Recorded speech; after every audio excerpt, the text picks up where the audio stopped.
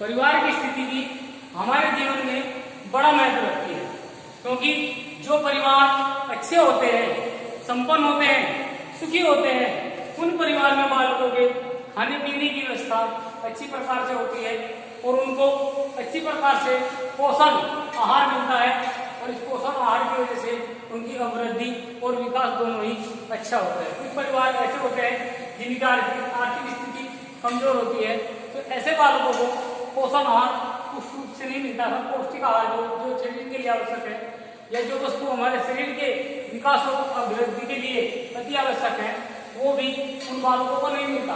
तो ऐसे बालकों का विकास और अभिवृद्धि कम होती है, परंतु ऐसे बालकों जिनको प्रचुर मात्रा में भोजन के साथ साथ अन्य पदार्थ जैसे विटामिन, प्रोटीन, मिनरल्स, कार्बोहाइड्रेट्स, ये सब चीजें वाले पदार्थ अगर उनको प्राप्त होते हैं तो उनका विकास अच्छी प्रकार से होते हैं और जब उनका विकास अच्छी प्रकार से होगा उनकी अभिवृद्धि भी अच्छी प्रकार से होगी। इसलिए इन सब विकास और अभिवृद्धि के में जो है परिवार का या परिवार की स्थिति को बड़ा महत्व रखती है, क्योंकि परिवार की स्थिति के बिना भी हम लोग कुछ नहीं कर सकते। नेक्स्ट है अभिवृद्धि और विकास के सिद्धांत। तो अभिवृद्धि और विकास के सिद्धांत अर्थात बालक के विकास की प्रक्रिया उसके गर्भ में आने से ही प्रारंभ हो जाती है। ऐसा मानना है विद्वानों का कि जब बालक गर्भ में आता है अर्थात गर्भ में प्रवेश करता है, तब उस बालक के विकास की प्रक्रिया उसी समय धीरे धीरे हो जाती है। फॉर एग्जाम्पल, जब 2 महीने का बालक गर्भ में होगा तो उसका आकार छोटा होगा, जिस तरह समय बढ़ता जाएगा उसका आकार भी बढ़ता जाएगा और निश्चित अवस्था तक अर्थात निश्चित अवस्था आने पर वह बालक अर्थात 9 महीने बाद उस बालक का जो है इस पृथ्वी पर प्रवेश होगा, क्योंकि वह बालक या उस बालक का पूर्ण विकास हो चुका है या पूर्ण अभिवृद्धि हो चुकी है, इसलिए वह बालक जन्म लेता है। इसमें मूल्यों के अनुसार है विकास परिवर्तन श्रृंखला की व्यवस्था है। मूल्यों ने परिभाषा दी है विकास परिवर्तन श्रृंखला की व्यवस्था है जिसमें बालक भ्रूण अवस्था से प्रौढ़ अवस्था तक गुजरता है। अर्थात विकास परिवर्तन की व्यवस्था है जब बालक भ्रूण अवस्था में होता है और जब वह प्रौढ़ हो जाता है उसी अवस्था तक भी उस बालक का या उस व्यक्ति का विकास होता रहता है। मैंने कहा भी था अभिवृद्धि एक निश्चित आयु तक होती है, परंतु विकास जीवन पर्यंत चलता रहता है। तो इसके अभिवृद्धि विकास के कुछ सिद्धांत हैं, अर्थात अभिवृद्धि और विकास के कुछ सिद्धांत हैं जो इस प्रकार से हैं। नंबर 1 है अभिवृद्धि विकास के कुछ सिद्धांत हैं वो इस प्रकार से हैं। इस प्रकार से नंबर 1 है निरंतर विकास का सिद्धांत। निरंतर का मतलब होता है लगातार। हम जानते हैं कि बालक की जो विकास है, बालक का जो विकास है वो दिन प्रतिदिन बढ़ता रहता है, अर्थात हर दिन हर समय हर क्षण उसका विकास होता रहता है, क्योंकि हम हर पल हर दिन हर क्षण कुछ ना कुछ नया सीखते हैं और जो हमारा पहला सीखा हुआ ज्ञान है उसमें नया ज्ञान मिल जाने से उसका जो ज्ञान है वो डबल हो जाता है। इसलिए जब भी हम कोई वस्तु या किसी भी पदार्थ को देखते हैं या बनाते हैं या उसके बारे में सोचते हैं करते हैं तो हम पुराने ज्ञान को अर्थात जो हमारा प्राचीन ज्ञान है, पहला ज्ञान है, उसके साथ नया ज्ञान जोड़ते हैं, तब हम उसमें आगे बढ़ते हैं। फॉर एग्जाम्पल, अगर कोई बालक कक्षा 5 पास करके आता है और कक्षा 6 में प्रवेश करता है तो आप लोग देखते होंगे और जानते भी हैं कि उस बालक को जो आगे पढ़ने की पुस्तक मिलेगी, जैसे हिंदी हुई, अंग्रेजी हुई, गणित हुआ, विज्ञान हुआ, सामाजिक विज्ञान हुआ, तो वे सब चीजें जो उसने 5वीं में पढ़ी है, कक्षा 5 में पढ़ी है, उनसे मिलती जुलती चीजें उसको कक्षा 6 में मिलेगी। बस अंतर यह है कि उसका आकार में परिवर्तन हो जाता है। जो उसने पहला पढ़ा उसका आकार कुछ छोटा था, अब वो और बढ़ेगा, उसका आकार और बढ़ जाएगा। इसी प्रकार है जिस प्रकार से बालक आगे आगे बढ़ता चला जाता है उसका विकास भी उतना ही बड़ा होता चला जाता है। तो विकास में निरंतर अर्थात जब हमारा विकास होता है तो उसमें विकास होता रहता है, अर्थात उसमें बढ़ोतरी होती रहती है। विकास एक जगह स्थिर नहीं रहता, उसमें निरंतर लगातार बढ़ोतरी होती रहती है। इसके बाद है समान प्रतिमान का सिद्धांत। समान प्रतिमान का इस सिद्धांत के अनुसार प्रत्येक जाति अपनी जाति के अनुरूप ही प्रतिमान का अनुसरण करती है। इनका कहने का तात्पर्य है कि जब बालक जिस समाज में जन्म लेता है या जिस जाति में जन्म लेता है उसी जाति का अनुसरण करता है, उसी जाति के रीति रिवाज अपनाता है और इस जाति के अनुसार अपने सभी कार्य करते हैं, होते हैं। भारत में जो बालक पैदा हुआ है वो पूरे एग्जाम में इसमें वातावरण बड़ा प्रभाव डालता है, क्योंकि एक व्यक्ति का जन्म अगर हिंदुस्तान के अंदर हो जाता है अर्थात भारत में होता है और उस बालक को 4-5 साल की अवस्था में, 2 साल की अवस्था में, 1 साल की अवस्था में या जन्म के बाद अन्य देश में ले जाए अर्थात अमेरिका में ले जाए, इंग्लैंड में ले जाए, चीन में ले जाए, जापान में ले जाए, इटली में ले जाए, रूस में ले जाए, तो वहाँ की संस्कृति, वहाँ की सभ्यता और वहाँ का सब कुछ ग्रहण करेगा, क्योंकि उसने जब अपने आप को पाया, अच्छी अवस्था में पाया या उसने जब आंखें खोली तो उसको भारत की जगह ये सब देश दिखाई दी। इसलिए एक जाति का प्रभाव जो उसके आसपास का वातावरण है उसका प्रभाव उस पर पड़ता है। इसलिए कहा गया है कि समान परिवर्तन का सिद्धांत उसकी जाति के अनुसार ही बदलता है, जाति के अनुसार ही रहता है। क्योंकि भारत में पैदा हुआ बालक यदि अमेरिका उसमें चला जाए तो वहाँ की जाति, वहाँ की सभ्यता, वहाँ की संस्कृति अनुसार अपने आप को ढालता है, बनाता है। इसके बाद है विशिष्ट क्रम का सिद्धांत, अर्थात एक क्रम होता है, बालक के विकास का एक क्रम होता है।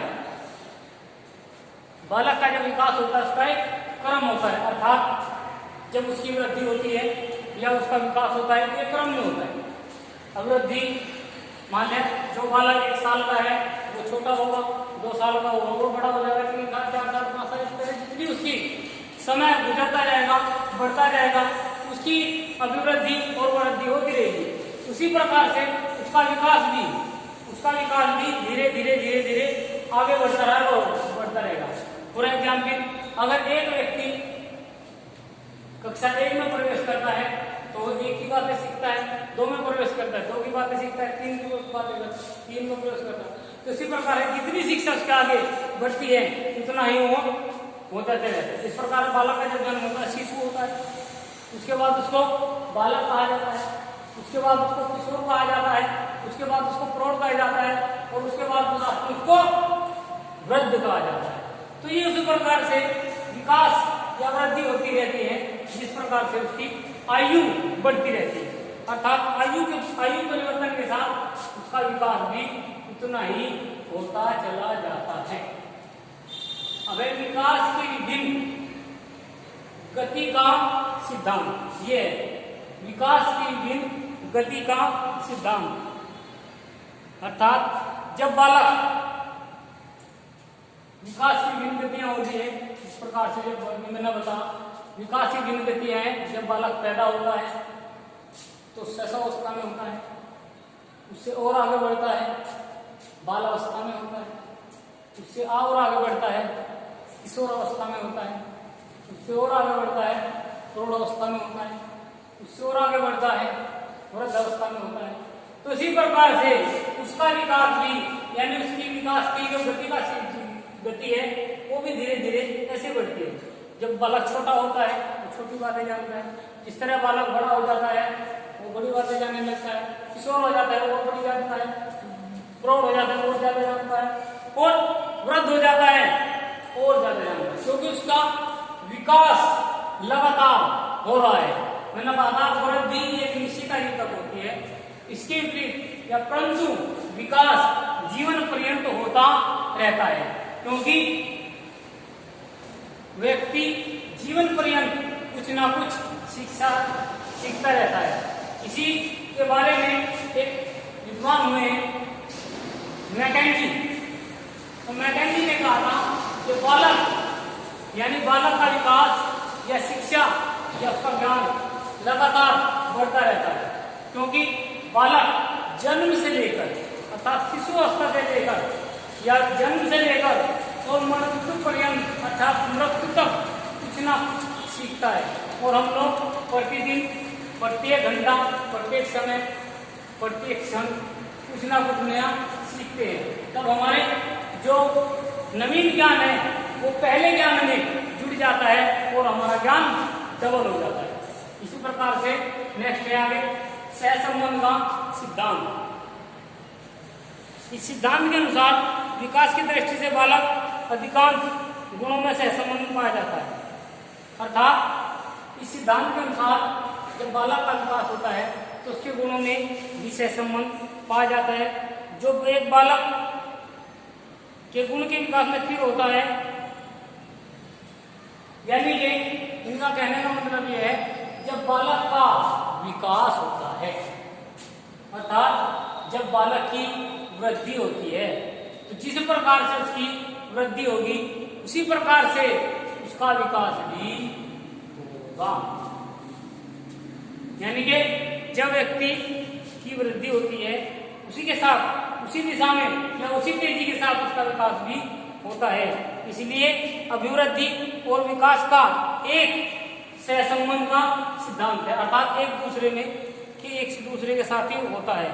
क्योंकि जब बालक की वृद्धि होती है तो उसका विकास भी उसी के साथ होता है। इसलिए दोनों एक दूसरे से बंधे हैं, अर्थात इन दोनों में एक दूसरे का सहसंबंध है। क्योंकि जब तक बालक की वृद्धि होती है उसका विकास भी लगातार चलता रहता है। इसलिए दोनों एक दूसरे से बने हुए हैं, एक दूसरे से सहसंबंध है। नेक्स्ट है एकीकरण का सिद्धांत। एकीकरण सिद्धांत के अनुसार बालक सर्वप्रथम पूरे अंक तथा बाद में अन्य भागों को चलाना सीखता है। एकीकरण का सिद्धांत का मतलब ये है, देखो आप लोगों ने देखा होगा जब छोटा बालक है या कोई भी व्यक्ति होती है, पहले हम एक उंगली चलाते हैं, फिर 2 चलाते हैं, फिर 3 चलाते हैं, फिर 4 चलाते हैं, फिर चलाते हैं। फिर उसके बाद जब हम पूरा उंगली चलाने में उसके बाद हाथ चलाने लगते हैं, और जब हाथ चलाने लगते हैं उसके बाद इसे हाथ से कुछ उठाते हैं। पहले थोड़ा वजन का उठाएंगे, उसके बाद में और ज्यादा वजन का उठाएंगे, इससे में खूब वजन का उठा लेते हैं। तो इसी प्रकार से कोई भी मान ले पहले एक उंगली चलाएंगे, 2 चलाएंगे, 4 चलाएंगे, पूरा हाथ चलाएंगे, उसके बाद पूरा शरीर चलाएंगे और उसके बाद थोड़ा वजन उठाएंगे, उसके बाद और ज्यादा उठाएंगे, तो ये है एकीकरण का सिद्धांत। यानी कि पहले हम पूरा एग्जाम भी, दूसरा एग्जाम भी, जब बालक पहली कक्षा में जाता है, शुरुआत में जाता है, प्रवेश कक्षा में जाता है, तो वह पहले 3 चीजों को मुख्य रूप से पूरे वर्ष में सीखता है। पहली है ए से आज्ञागामी तक हिंदी वर्णमाला के अक्षर। दूसरा है ए से Z तक अंग्रेजी वर्णमाला के अक्षर। तीसरा है 1 से 100 तक की गिनती। तो इसीलिए जब बालक इन सब चीजों को सीख लेता है, अर्थात यही तो सब है, यही तो आगे उसका भविष्य में जब तक वो रहेगा, जब तक पढ़ेगा, जब तक कार्य करेगा, इन्हीं अक्षरों से मिल गए या इन्हीं संख्याओं से मिल गए या इन्हीं वर्णों से मिलकर आगे सब कुछ चलता रहेगा। क्योंकि जितना मैथमेटिक्स गणित है वो इन 0 से लेकर और जो 9 तक संख्याएं हैं, इन्हीं से मिलकर हर संख्या बनेगी। ऐसा क्या गणित जितने भी अक्षर हैं उन्हीं से मिलकर के कोई भी पाठ हो, टॉपिक हो, प्रकरण कुछ भी हो, वो इनसे मिलकर बनेगा। और ऐसे Z तक जो ABCD है उन्हीं से मिलकर प्रत्येक शब्द बनता है। इसलिए ये जरूरी है कि पहले हम छोटी सी चीज सीखते हैं और जब हम उसके बाद धीरे धीरे बड़ी चीजों को भी सीख लेते हैं। तो ये एकीकरण का सिद्धांत। नेक्स्ट है वंशानुक्रम का वातावरण की अंतःक्रिया का सिद्धांत। वंशानुक्रम क्या होता है? क्योंकि जिस वंश में, जिस परिवार में या जिस घर में हमारा जन्म होता है, हम उसी घर में या उसी वंश में या उसी वातावरण में रहते हैं और हमारी जो क्रियाओं का आदान प्रदान है उसी जगह पर या उसी परिवार में या उसी वातावरण में चलता है।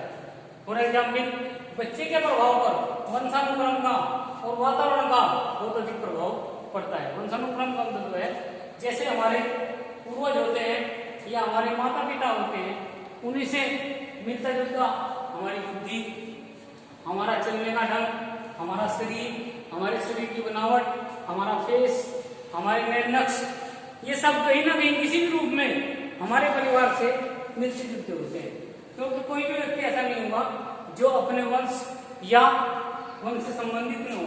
तो इसलिए अगर हमारा और वातावरण, फॉर एग्जाम्पल आप लोगों ने कुछ देश जैसे कि ब्रिटेन है और जापान है, जर्मनी है, अनेक देश ऐसे हैं और एक देश है इंडोनेशिया। तो इन देशों में कहीं कहीं आप लोगों ने देखा होगा कि कुछ व्यक्ति बड़े गोरे हैं और दूसरे व्यक्ति बड़े सामने रंग हैं। तो ये सब किसका प्रभाव है? वंशानुक्रम वातावरण। क्योंकि जो व्यक्ति जो हमारा एक जो है सभी को प्रकाश देने वाला, इसका नाम सूर्य है। सूर्य एक चमकता हुआ तारा है, क्योंकि ये 9 ग्रहों में नहीं आता। सूर्य तो एक चमकता हुआ तारा है। तो जो व्यक्ति या जो प्राणी इस सूर्य के नजदीक निवास करता है उसको या उसका रंग ज्यादातर सांवले रंग का होता है, और जो इससे दूर निवास करता है उसका रंग कुछ उससे उज्जवल होता चलेगा। और भारत में यहाँ तो भारत के अंदर तो जो है दोनों प्रकार के व्यक्ति सामान्य रूप से पाए जाते हैं, अर्थात सांवले भी और गोरे।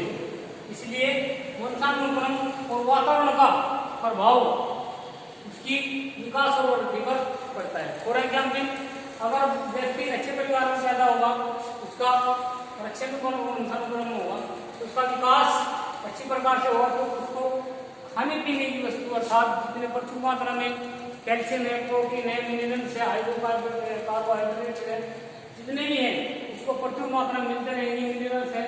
और जिसका जन्म है वो अगर कहीं किसी परिवार में जो आर्थिक परिस्थिति से कमजोर है उस परिवार में होता है, तो उसका जो है वातावरण के अनुसार अर्थात उसकी वो अभिवृद्धि और विकास की प्रक्रिया धीमी होती है या समझो रुकी जाती है। इसलिए विकास और अभिवृद्धि में यानी विकास और अभिवृद्धि में वंशानुक्रम और वातावरण का प्रभाव भी अच्छी प्रकार से होता है। फॉर एग्जाम्पल, कुछ लोग या कुछ देश ऐसे हैं जहाँ पर लंबे लंबे बड़े बड़े छोटे छोटे व्यक्ति हैं, और कुछ ऐसे हैं जहाँ पर छोटी साइज के यानी छोटे आकार के व्यक्ति हैं। कहीं पर आप लोगों ने देखा होगा कुछ पर गोरे हैं, कुछ पर सामने। तो ये सब यानी कि अभिवृद्धि विकास ये सब जो है वंशानुक्रम का प्रभाव होता है वातावरण पर और उसकी वृद्धि और विकास भी उसी वातावरण और वंशानुक्रम के अनुसार ही होती है।